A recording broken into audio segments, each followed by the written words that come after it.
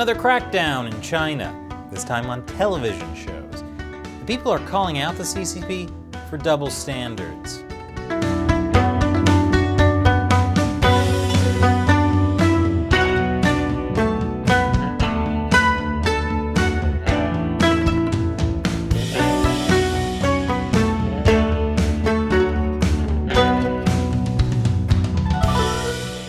Welcome to China Uncensored. I'm Chris Chappell. The Chinese Communist Party has a long list of things that need to go so they can manufacture their so-called moderately prosperous society. But how does Xi Jinping maintain his moderately prosperous society in all respects? Obviously, by banning everything the Communist Party sees as a potential threat, no matter how small. It's not enough to restrict cryptocurrency transactions and video game hours and effeminate boys in entertainment. The Chinese Communist Party is not satisfied yet. But what other minor thing could possibly be in the way of the party's perfect utopia? None other than cartoons and children's shows.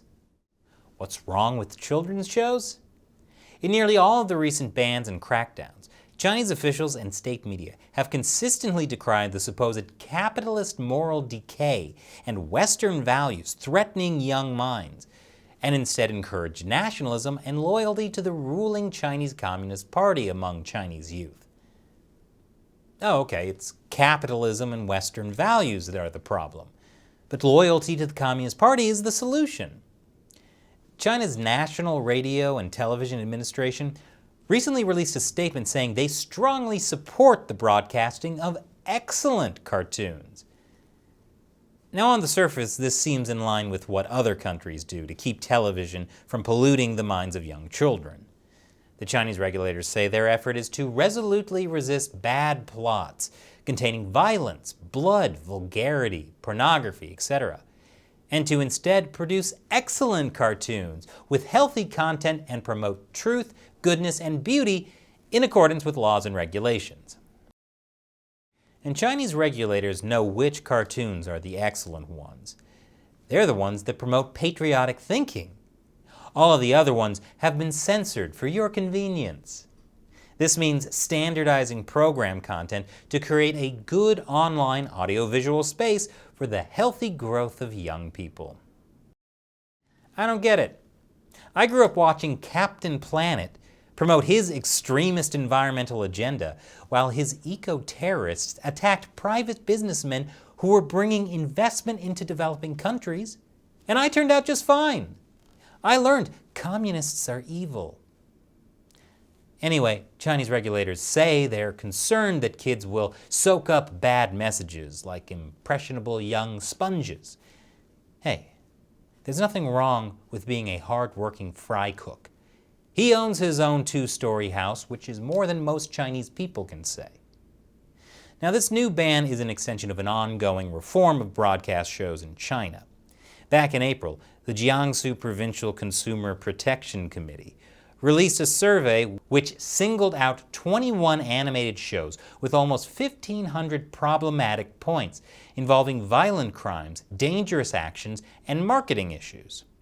Some of the cartoons listed include Barbie Dream House Adventures, Peppa Pig, and My Little Pony.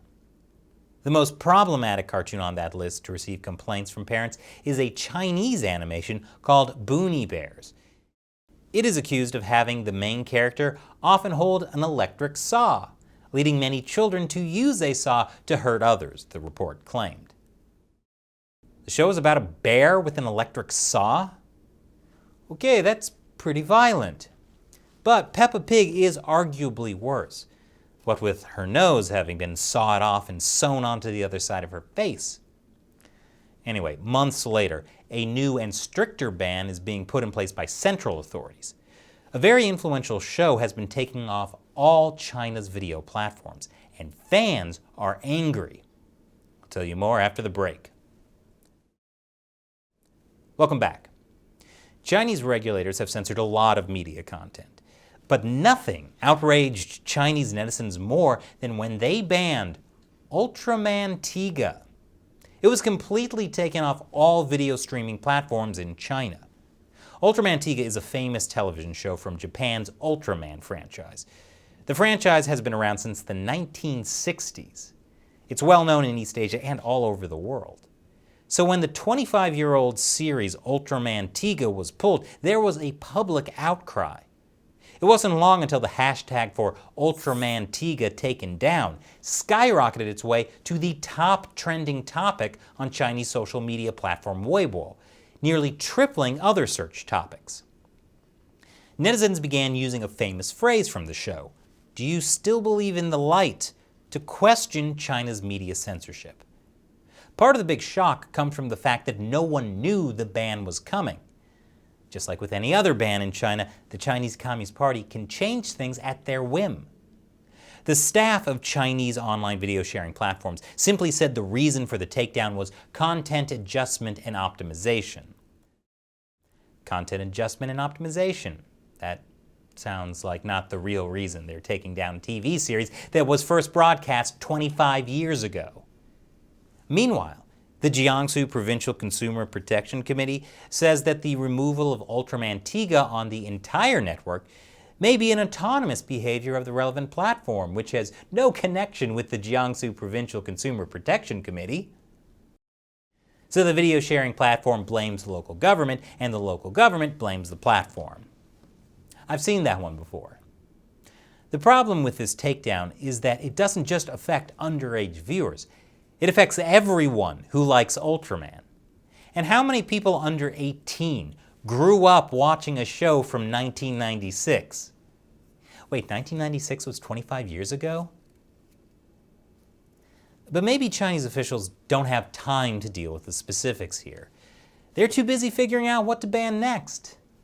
And maybe they weren't quite expecting the outcry from fans of the show, which is weird because those fans are exactly the right age to be extremely online.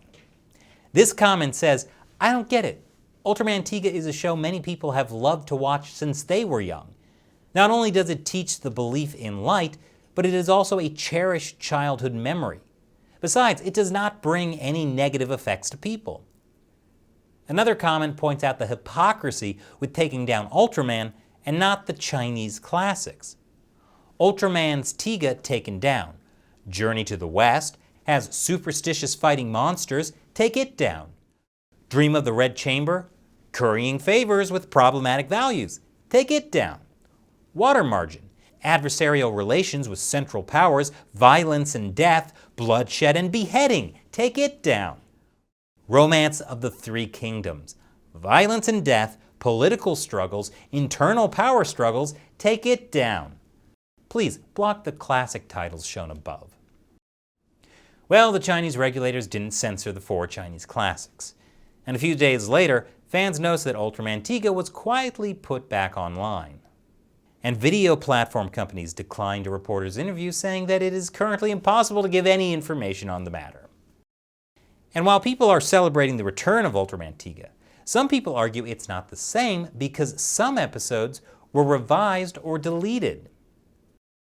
So in the end, it seems people can enjoy having one show back on the shelves, or at least most of one show. Celebrate the small victories while they last, I guess. You never know what's going down next. And now it's time for me to answer a question from a fan who supports China Uncensored on Patreon or Locals. This question comes from Mr. Sarvi on Locals. Chris, on America Uncovered, you bashed solar panels and gave a tone that there is nothing that can be done to improve your negative points.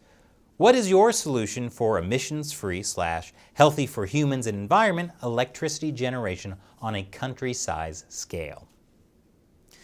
Wow, that's an important question, Mr. Sarvi. I'm a big fan of renewable energy. But this episode of my other show talks about the dirty secret behind clean solar energy. The problem is not with clean energy. The problem is that nearly all solar panels are made in China. If China burns dirty coal to manufacture solar panels, it's a bit counterproductive, isn't it? There are also a bunch of other even crazier problems which I talk about in that episode. I think solar panels themselves are a great technology. And they should be made right here in the USA again, without involving China in the supply chain.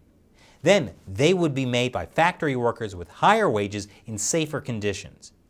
And over time, the prices would go down as technology improves, so long as China doesn't keep stealing our technology. The same goes with wind power.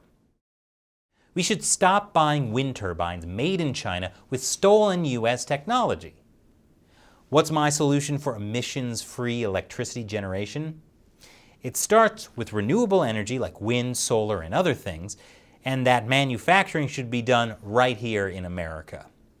Thanks for your question. And thank you to everyone else who supports China Uncensored through the subscription platform Locals and the crowdfunding platform Patreon.